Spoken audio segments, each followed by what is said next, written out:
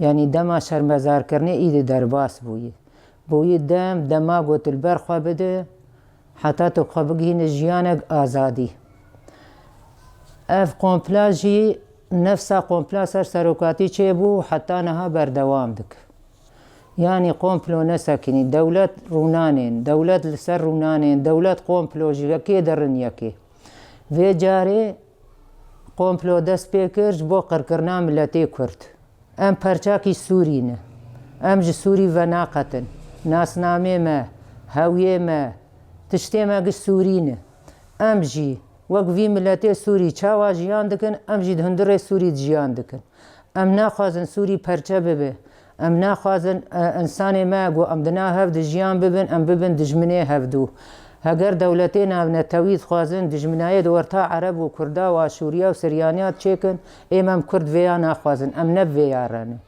ام آشتيت خوازن ام سلميت خوازن ام انسانيتيت خوازن ام دخوازن ام برومت جيان بكن لسر آخا خوا بناسنما خوا بزمانه خوا بچاندا خوا متخوازن ام جيان بكن لسر آخا خوا آخا قو ام جيب دايق بون ام لسر جيان بكنش ام وي آخي جي برانادن ام بان دنياي حميد كن ملتي كرد ملتكي آشتي خوازن ملتي كرد سلميت خوازن ملتي كرد زمانه خواد خوازن ملت کرد چاندا خواد خوازن بانگامش دنیای گشیره بانگامش ملت کرد گشیره چه کرده لکی داره جیان دکن برا ایرو رابن سر خال بر خواه بدن یکیتیا خواه چیکن تیفاقیا خواه چیکن برا کرد ببن یک گوده برا ببن یک روح برا ببن یک جان جبو تمایی بانگا خواه برا برسوا خواه بدن دنیای گشی قنگو ام جی هبن ام بگهن مافو حقی خواه هگر ام کرد نبن یک ام ناگهن مافو حقی خواه جی هلا اوانا ملت بخوا هفدو دگره ملت یکیتیا خواچیت که بس ام دخوازن اف حزابانا جی کنگره کی نتاوی چکن کنفرانسا کی چکن لحف کن ببن اید درده خوش هف رو بیجن ایشا خوال هف پار بکن اید بس يعني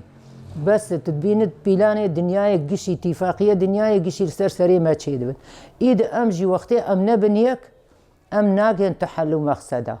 ام ناقين حقيقة ام ناقين مافيقة دمي قو اف حزابانا جي ببنيك برا احزاب جيبان هفكن هفدو رونين هر كيش خوار سريكي نكشينين هر كيش خوار نبن حزبو ملت ايد جوي آستي در كتيه ايد ايشا ملت زيدي ملت چيبوي ملت بايشا خدا كتي اي زاروكي وي شهيد كتيه ايش مالا خوا کوچبار بوي اي قو بحزارة دوري ولاتي خوا كتيه اي قد ولاتي اوروبار در كتيه ام ناخوازن افايات چيبه ام خوازن اف حزبانال خوا قرن یکیتیا خود چکن کنفرانسا کی چکن بان هفدو کن ایشا وی ملتی بحسن ام خوازم برا ام ملتاجی شخور چند ساله کی شخور وی ایشی حب کی سفک بکه برا اید ام ملتاجی نفس که بکشینه شخور جیانه که ببینه ما هندکی کذبه مشمه 14-15 هزار 20 هزار شهید دانین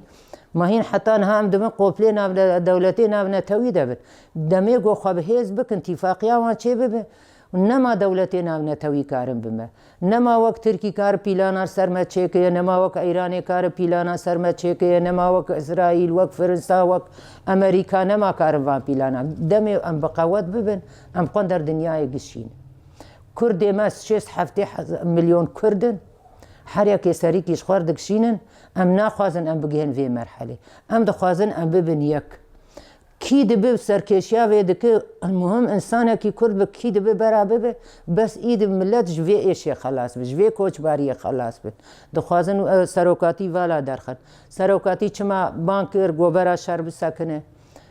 ملت بقراراوي ربو گوبرا گريلا خوفكشين خوفكشان گوبرا عسكر خوفكشين خوفكشان گوبرا روج آوا جدا سلاتیا را خودر نکوه برا روش آوا سلاحی خودانه چکر ما با سروکی خواه کن او دخوازن وی پیلانه والا درخم قومپلک نه دست پیکرن ایما جیل بر خدا مل بر خدا باشور باکر هر کسی لبر خدا ما جی قومپلاوان والا درخست ام جیل وی داره گهان هفدو ما گو هگر او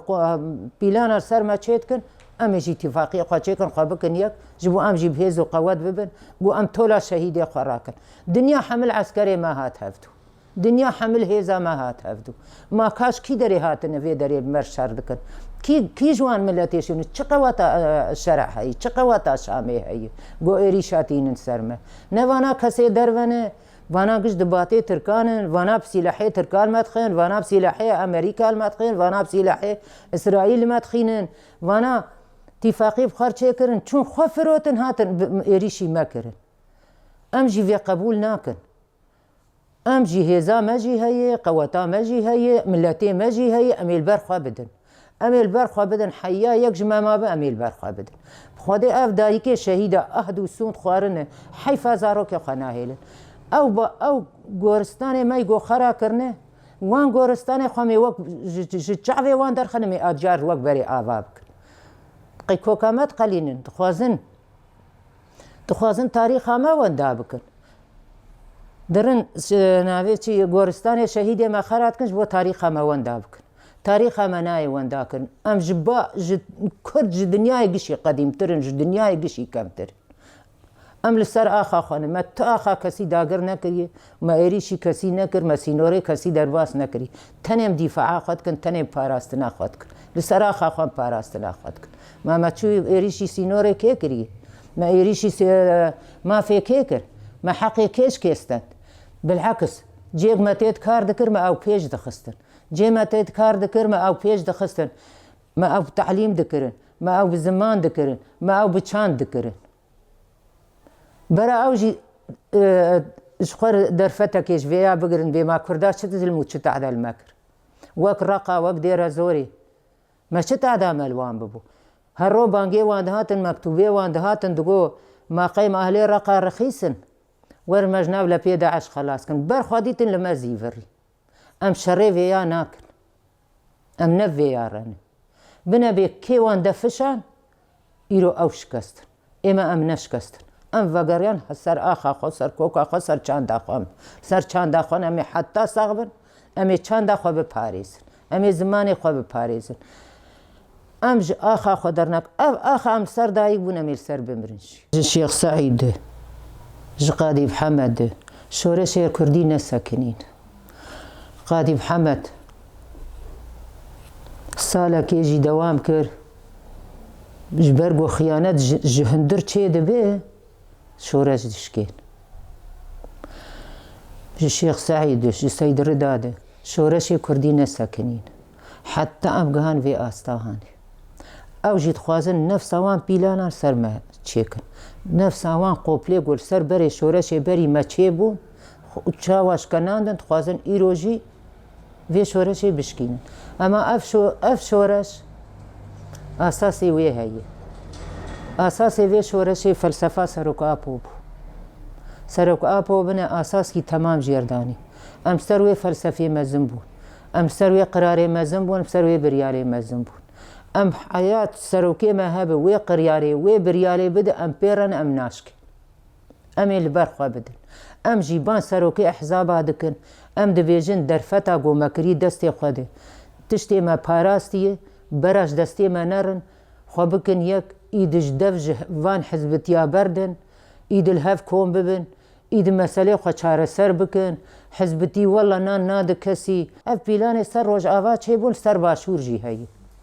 نفس آوه پیلان سر باشور هایی باشور بنا بارگه ترکاد وردنه دخواستن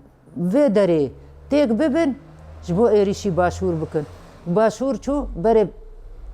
ایران دستی وانده کرد ایرانی جی و تبلیغ ببن و برخوا بدن برا باشور و باکور و روجهلات گش ببن یک پرچه برا الهورونین بان حزبی خواکن به اید بس چاره سری بس برا چاره سری یک چه ببه ام دسته خوا بدن هفدو اید ام جوی ملتی جوی ایشی بپاریزن ما ام ملتایا حیا کگی و ایشی بستین و حیا کگی کذبای بشوت شهیدا دینه برا روج آوا خودی در کن روج آوا مفتاح جزیره روج آوا مفتاح کردستانه روج آوا نه هندکه والله روج آوا هر و هر سی پرچه دیجی هر او جیوه پیلانه سر روج آوا چید کن جبو خاطری روج آوا تک هر ترکی جیوه هر و باشور جی هر و هر روجالات جیب سکنه ام دبیجن ورن هوال نو ورن ملت کرد ورن اتفاقیا خواچه بکن ببن یک تشتی ما گرتی براش دستی ما نره برا بس دجمن پیلانا سر ما چیکه بس دجمن قوپلا سر ما چیکه بس دجمن ما تیک ببه ما بکنه ما پرچه بکه مجهب ببه دوری هفدو ببه ام جیبان کردی خود کن وقت دایی که شهیده از بانوان دکم برا هر کس روش آوا خودی در که لباشور ملتی باشور راد بسر خو وقت ما ایش دیتنه وقت ما کذبه وان شوتینه وقت ما مجازر بسری وان دهاتنه جبر چه ملت گلکی رابو سرخوا جبر ایشا ملت زیده ای امی بگهن سرخوا بونا خوا یعنی می بگهن سرخوا بونا خوا ام ملت وی وگر جیواره خوا یعنی وی وگر جیواره خوا نه آخا ترکای نه آخا شام و حلبیای آخا کردای سینور ما خویای سر سینور ترکی وی دمی گو کردستان کرن 4 پرچه ام دبر سینور خدا بون کردستان نبو 4 پرچه فرزا دجمن اف دیوار دای اورتامه ام نه پرچه کرینه ام نه دوری آخا خونه آخا ما سینور کتی برده